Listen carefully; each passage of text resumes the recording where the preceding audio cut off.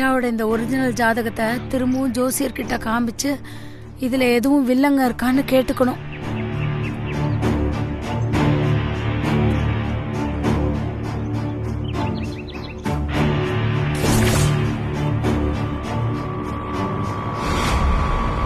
நில்லுப்பா நில்லு. இங்கதான் கேட்கணும் லட்சுமணன் இருக்கு போனோம். சரிம்மா போலாம் உட்காரு. என்னது அத்தாச்சி ஹாஸ்பிட்டலுக்கு சாப்பாடு கொண்டுட்டு போறேன்னு சொன்னிச்சு.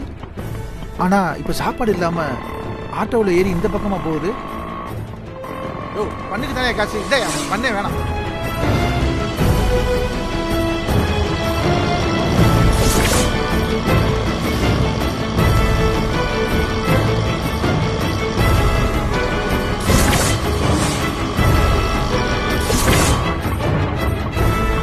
இந்தாப்பா.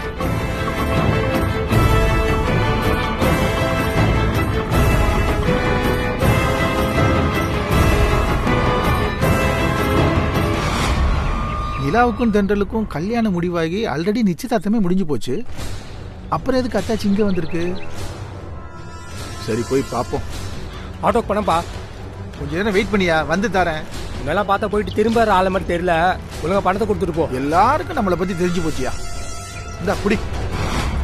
இது உங்க பொண்ணு நிலாவோட ஒரிஜினல் ஜாதகம் தானே? ஆமாங்கய்யா. உங்க பொண்ணுக்காக தான் உனக்கு வேற ஜாதகம் எழுதி கொடுத்துட்டேனேம்மா. நான் மாத்தி எழுதி கொடுத்த ஜாதகத்தை வச்சுதான் நீங்க அந்த ஆண்டாளம்மாவை ஏமாத்துனீங்க.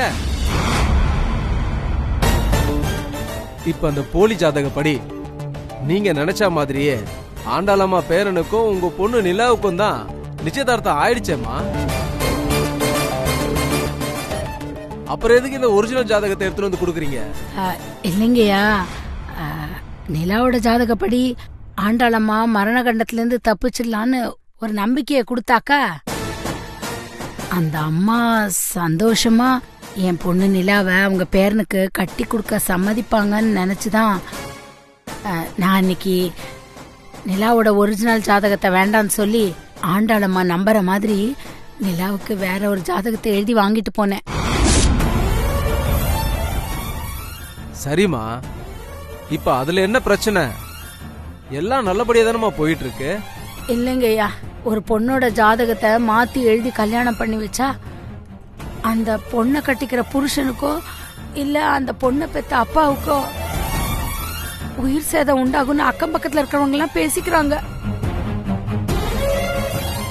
அவங்க எல்லாம் பேசிக்கிற மாதிரியே இப்போ என் வீட்டுக்காருக்கு ஹார்ட் அட்டாக் வந்து ஆஸ்பத்திரியில படுத்திருக்கிறாரு. அதான் எனக்கு ரொம்ப பதட்டமா இருக்கு.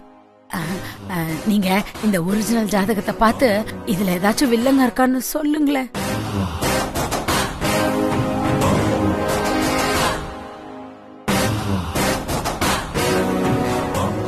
இந்த ஜாதகப்படி உங்க குடும்பத்துல உள்ளவங்களுக்கு யாருக்கும் எந்த வில்லங்கமும் வராதுமா.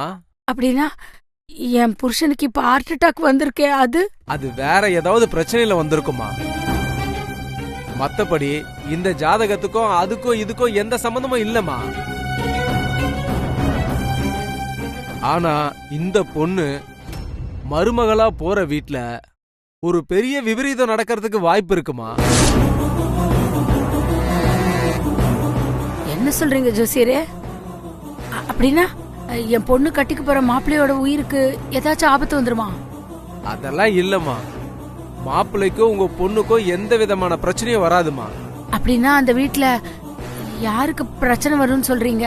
அந்த வீட்ல இருக்க பெரியவங்க யாராவது சிவலோக பிராப்தி அடைய வாய்ப்பு இருக்குமா. அப்படின்னா அங்க இருக்க பெரியவங்க யாராவது சீக்கிரமா இறந்துருவாங்கன்னு சொல்றாரு.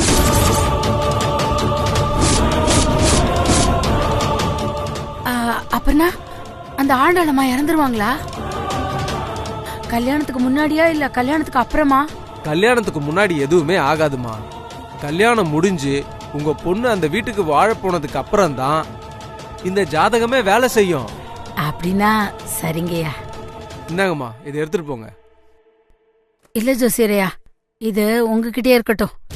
இது எங்க வீட்டுல இருந்துச்சுன்னா யாராச்சும் பாத்துருவாங்க. அதனால இது நானா வந்து உங்ககிட்ட வாங்கிக்கிற வரைக்கும் இது நீங்களே பத்திரமா வச்சுக்கோங்க.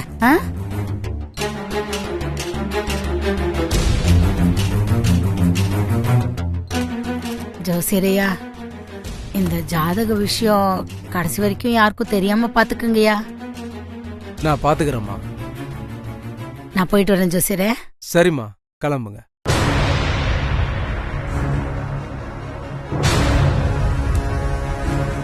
அத்தாச்சி, நிலா கல்யாணத்துல ஆண்டாளமாவ இந்த அளவுக்கு ஏமாத்திருக்கியா?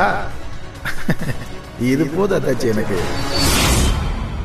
மாமா, அதான் ஆபரேஷன் நல்லபடியா முடிஞ்சிருச்சுல, இன்னும் ஏன் டல்லாவே இருக்கீங்க?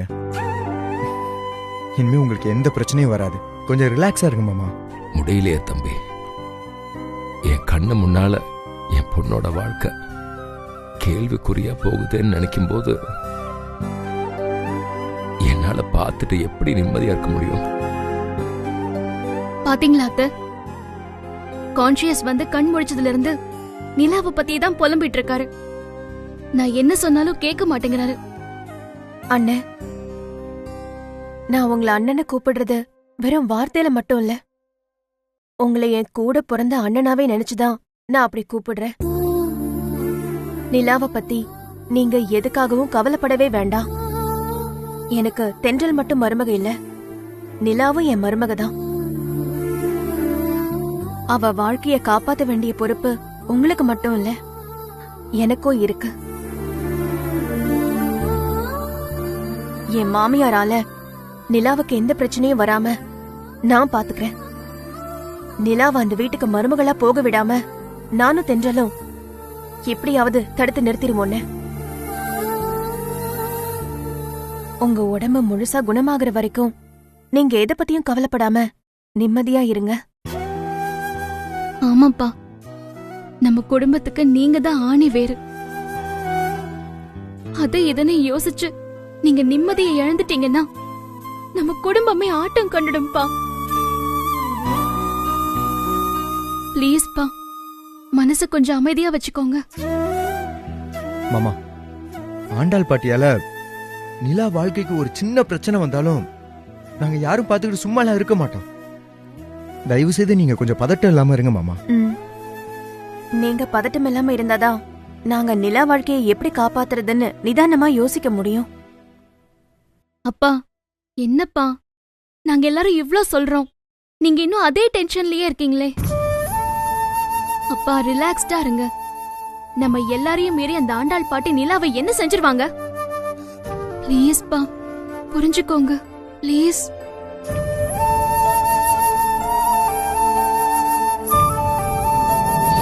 என்ன ஜோசியரே, எப்படி இருக்கீங்க? வீரபாகு, உட்காருப்பா.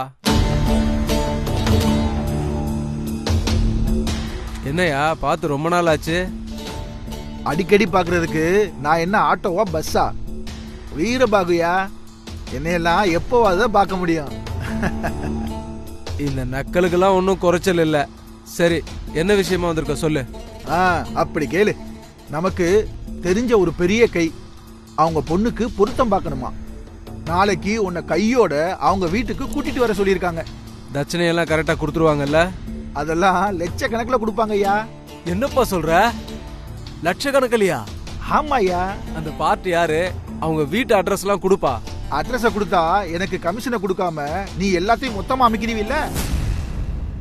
அதனால நாளைக்கு காலையில 10 மணிக்கு நீ ரெடியா இரு. நானே வந்து உன்னை கூட்டிட்டு போறேன். நீ பயங்கரமான உஷார் தான்ப்பா. இல்லைனா உங்ககிட்ட எல்லாம் ஒப்பேத்த முடியுமா? அது சரி. சரியா, ஒரு பெரிய டீலிங் முடிச்சிட்டு வந்திருக்கேன். ஒரு காப்பி கீப்பி கிடையாதா? வீட்டுல சம்சாரம் இல்லப்பா. எனக்கு உன் சம்சாரம்லாம் வேணாமியா, காப்பி தான் வேணும்.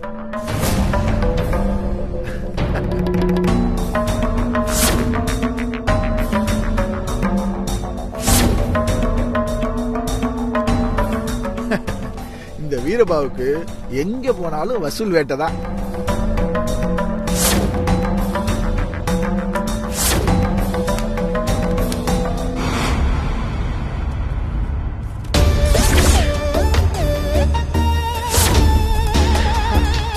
உன்னோட ஒரிஜினல் ஜாதகம் தான் என்னோட தலையெழுத்தே மாத்த போகுது.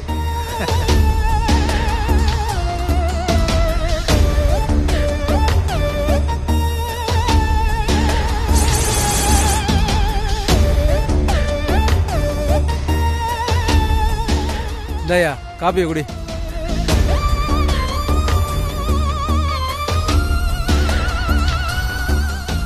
என்ன பாக்குற? இந்த டம்ளர் என் சம்சாரம் சீதனமா கொண்டு வந்ததுப்பா. அதான் ரொம்ப பழசா இருக்கு. யோ பேசாம காப்பியை குடியா. இந்த காப்பிய ஒரு வெள்ளி டம்ளர்ல கொடுக்க கூடாதா?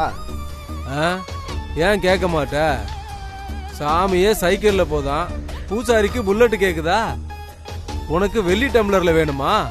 குடிச்சிட்டு வெறும் டம்ளரை வச்சுட்டு போயா. வெறும் டம்ளர் எதுக்கியா? உன் காப்பிய நீயே குடி, நான் வர்றேன்.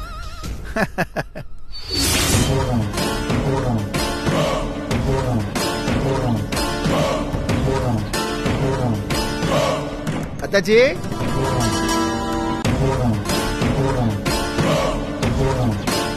என்ன அதான் பணம்லாம் ஏற்பாடு பண்ணி கொடுக்க முடியாது போங்கன்னு சொல்லிட்டேன்ல.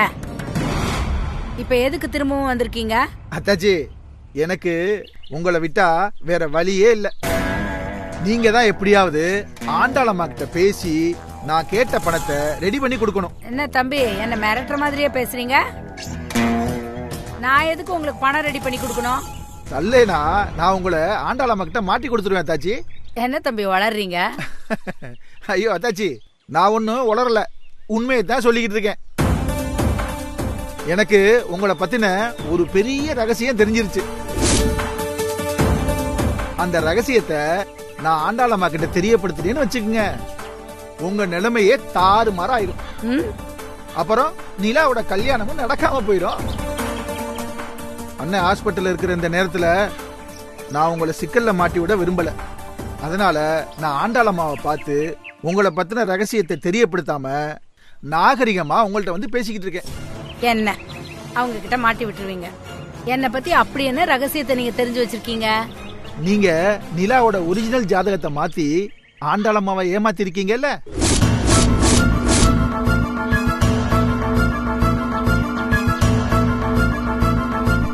கொஞ்ச நேரத்துக்கு முன்னாடி நீங்க நிலாவோட ஜாதக விஷயமா நம்ம குடும்ப ஜோசியர் மாசிலாமணிய பாத்தீங்கல்ல. அப்ப நான் உங்க பின்னாடியே ஃபாலோ பண்ணி வந்து நீங்க அவர்கிட்ட பேசிக்கிட்டு இருந்ததெல்லாம் கேட்டுட்டேன்.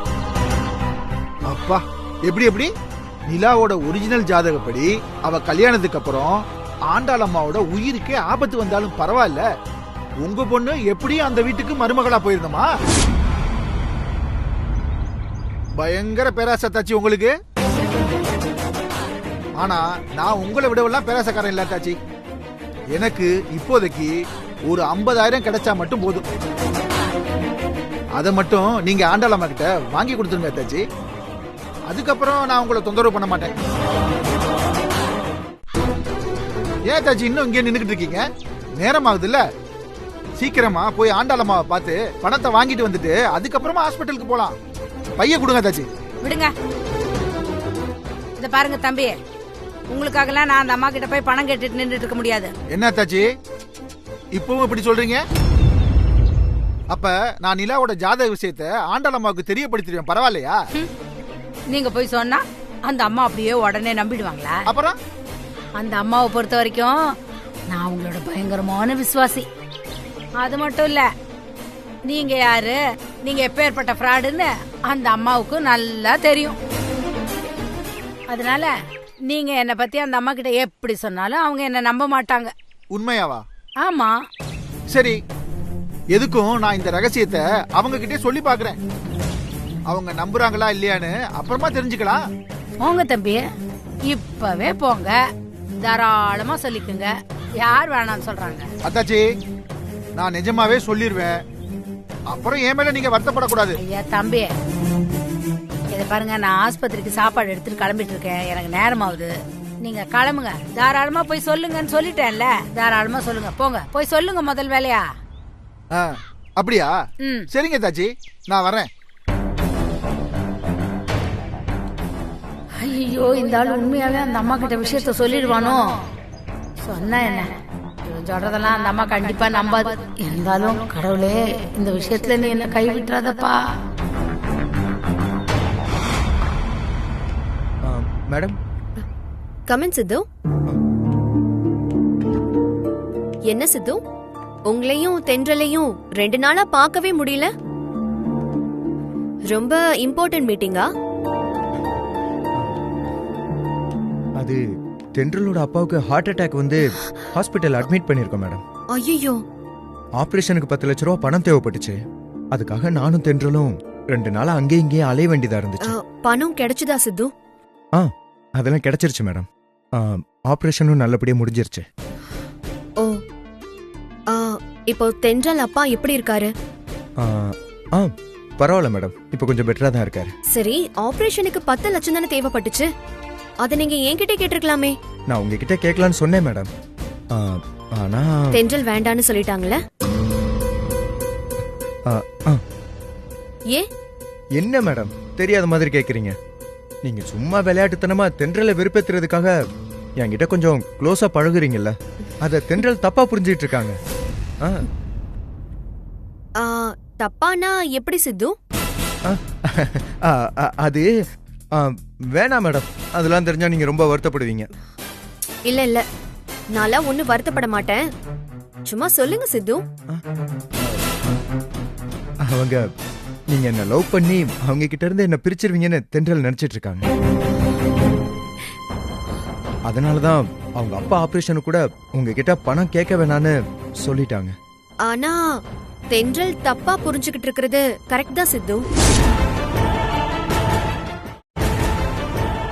மேடம், நீங்க என்ன சொல்றீங்க?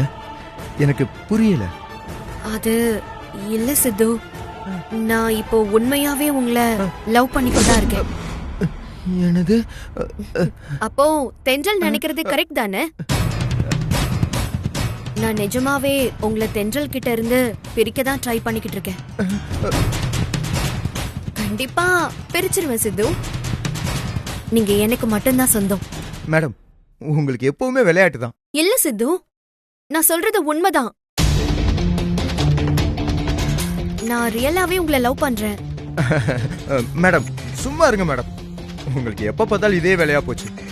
எப்ப பார்த்தாலும் தென்றல் வெறுப்பேத்திட்டே இருக்கீங்க. நல்ல வேலை இப்ப இங்க தென்றல் வேற இல்ல. இருந்திருந்தாங்கன்னு வச்சுக்கோங்க, நான் தொலைஞ்சேன். நான் வர்றேன் மேடம். சித்து,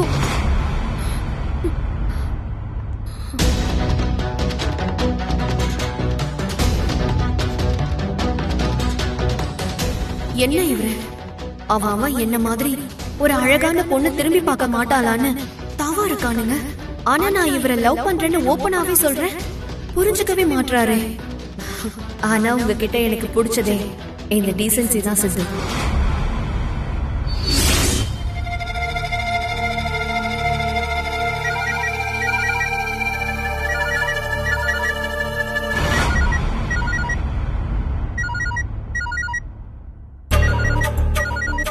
ஐயோ, இந்த அம்மா எதுக்கு இந்த நேரத்துல போன் பண்ணுது? வீரபாபு சொன்ன மாதிரி நிலா ஜாதக விஷயத்த அந்த அம்மா கிட்ட சொல்லிட்டானோ? மா, உனக்கு வேண்டப்பட்டவங்க தானே கால் பண்றாங்க, அட்டென்ட் பண்ணி பேச வேண்டியதானே? எதுக்கு முழிச்சிட்டு இருக்க?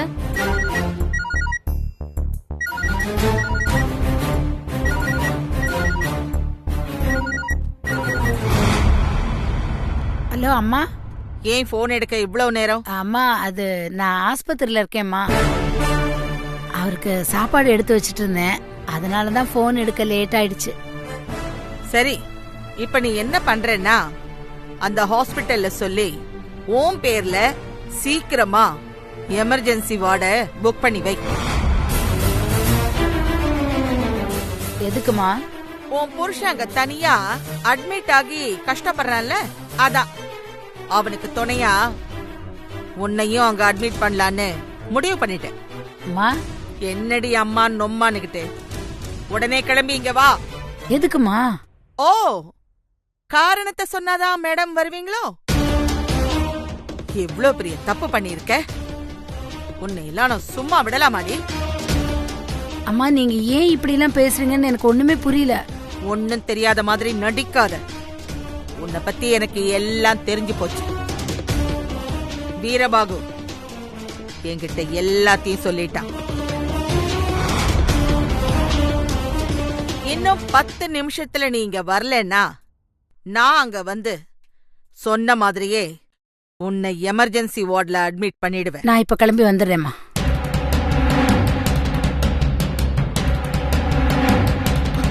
அம்மா, என்ன இது? என்னாச்சு அம்மாக்கு? எங்கேயோ பதட்டமா போறாங்க.